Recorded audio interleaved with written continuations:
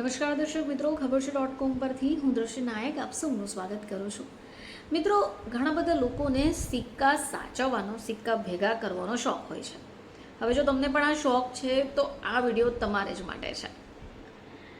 તો ભારતીય રિઝર્વ બેન્કે 2005માં સૌથી પહેલી વાર 10 રૂપિયાનો સિક્કો બહાર પાડ્યો હતો. હવે 2006માં જનતા માટે આ બહાર પાડ્યો.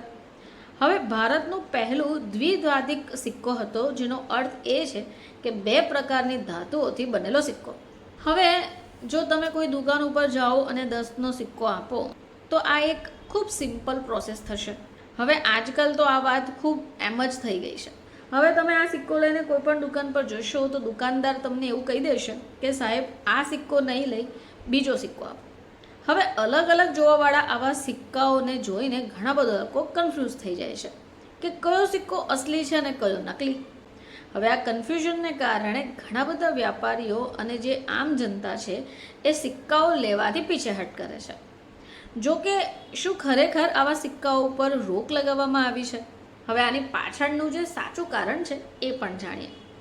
તો આરબીઆઈએ સૌથી પહેલાં 2005માં આ સિક્કા બહાર પાડ્યા હતા.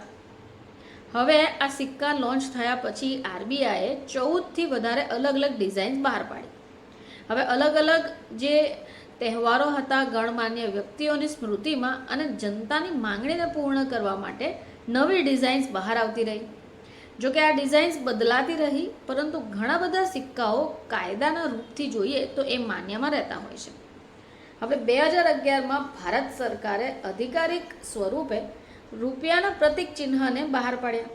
હવે એ તિથિ પછી એ ઓછા થવા લાગ્યા અને એ સિક્કા ઉપર એ પ્રતીક ચિહ્ન હશે, પરંતુ એ તિથિ પહેલાં જે બનાવેલા સિક્કા હશે એની પર આ ચિહ્ન નહીં હોય.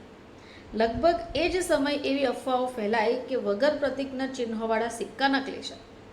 જોકે નોટબંધી વખતે આ જે જૂઠાણું હતું એ ખૂબ ફેલાઈ ગયું. હવે આ વિષય પર ઘણું બધું કન્ફ્યુઝન થયું, જેને દૂર કરવા આરબીઆઈએ સાર્વજનિક ઘોષણા કરી. આરબીઆઈએ સ્પષ્ટ રૂપથી કહ્યું કે પ્રચલનમાં જેટલા પણ 10 રૂપિયાના સિક્કા છે, ભલે એની ડિઝાઇન થોડી અલગ હોય, રૂપિયાના પ્રતીકની સાથે હોય કે એના વગર, એ દરેક રીતે વૈધ છે. હવે બજારમાં ઘણા બધા પ્રકારના સિક્કા તમને કોઈ પણ ઝીઝક વગર સ્વીકારવામાં આવશે.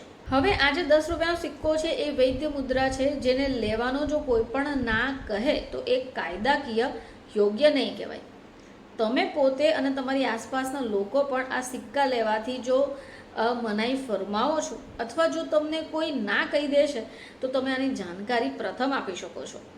હવે જો કોઈ પણ વ્યક્તિ 10 રૂપિયા સિક્કા જોઈને કહે કે આ એવું નથી થઈ રહ્યું તો એને બેધડક કહી દો કે આ 100% થઈ રહી છે.